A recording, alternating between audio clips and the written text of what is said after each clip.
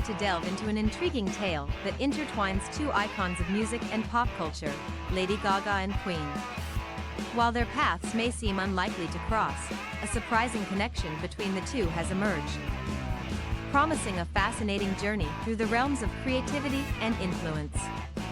As we navigate the quirky and often unpredictable landscape of human interactions, the phrase "you're imagining things" serves as a gentle yet playful reminder of our tendency to perceive the world through our unique lenses. Whether uttered in jest or as a gentle reassurance, this familiar refrain invites us to explore the whimsical intricacies of our perceptions and the delightful surprises they may uncover. So, join me as we embark on a whimsical journey filled with imagination and unexpected twists. In a world where reality often blurs with fiction, the notion of imagining things takes on a multifaceted significance. Beyond innocent daydreams and creative musings, it underscores the pervasive influence of misinformation, disinformation, and the manipulation of truth. In the realm of politics, where deceit can masquerade as truth and falsehoods thrive, the phrase serves as a poignant commentary on the erosion of trust and the prevalence of deception. From conspiracy theories like Pizzagate to the denial of scientific facts such as the Earth's spherical nature, it's evident that the line between imagination and reality has become increasingly blurred. As we navigate this landscape of uncertainty, one thing remains clear: discerning fact from fiction has never been more crucial.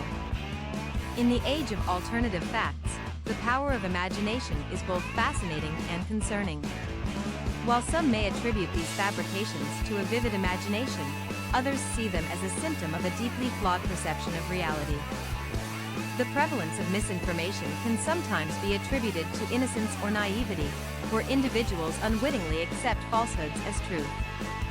Take, for instance, the misconception that chocolate milk comes from brown cows, an absurd notion to many, yet a surprisingly persistent belief among some.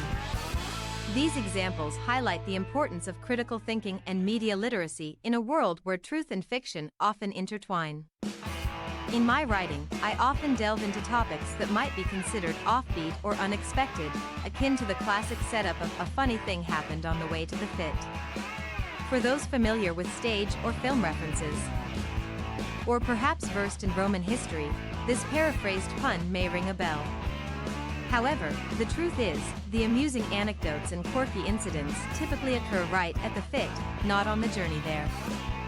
More often than not, these happenings take place in the natatorium, the heart of activity and hub of unexpected events.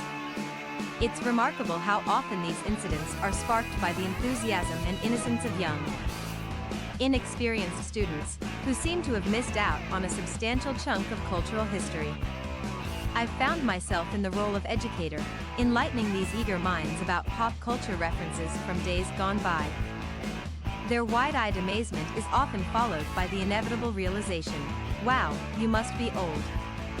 Yet, it's through these interactions that connections are forged, bridging the generation gap and fostering a deeper understanding of our shared cultural heritage. After 3 long weeks of closure for what seemed like mysterious repairs, the pool finally reopened its doors at the start of last week. Stepping in on Monday, I couldn't help but notice the pristine condition, a testament to the diligent scrubbing of the pool's bottom, clearing away the accumulated grit from months of use by less than tidy swimmers. A new sign boldly reminded us to shower before taking the plunge, though whether it would deter the perpetuators of pool pollution remained uncertain. Frankly, a simple rinse may not suffice. It would take nothing short of a deep cleansing to prevent the waters from being tainted by those less conscientious. Nevertheless, what mattered most to me was the pool's reopening and the water's temperature, holding steady at a comfortable 78 degrees. As I sat awaiting the pool's 7 a.m. opening, immersed in my work on the laptop, a conversation between 2 youngsters nearby piqued my interest. They were discussing a song playing over the sound system. I recognized it as "We Are the Champions" by Queen. What ensued was an unexpected connection drawn by one of the kids, the assertion that Queen, the legendary rock band, had prophesied the rise of Lady Gaga. His explanation was captivating. With enthusiasm, he turned to his friend, singing the lyrics in a slightly off-key rendition, Radio Goo Goo, Lady Gaga. Unable to resist, I gently interjected, "Where did you hear that?" The young boy regarded me with suspicion. Perhaps perplexed by the sight of an older woman adorned in flashy boots engaging him in conversation.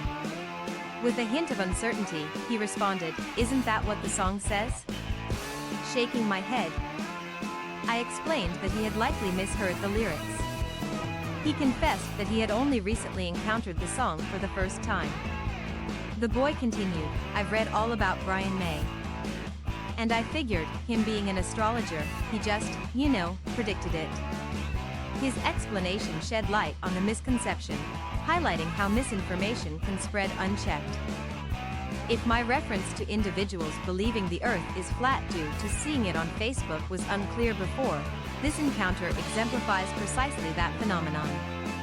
I proceeded to clarify, explaining that Lady Gaga wasn't born until a couple of years after that particular Queen song was released, and she even acknowledged that she derived her stage name from the song. I mentioned that the megastar's real name is Stefani Joanne Angelina Germanata and emphasized her Italian heritage, though it wasn't relevant to the conversation. Continuing, I corrected the misconception about Brian May, stating that he is an astrophysicist, not an astrologer, and highlighted that Roger Taylor, the drummer, wrote the song in question. When the kid asked, "Who's Roger Taylor?"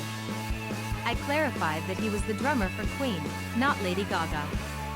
Surprisingly, the boy was unfamiliar with Freddie Mercury's birth name, Farrokh Bulsara, and mistakenly assumed it was Tibetan.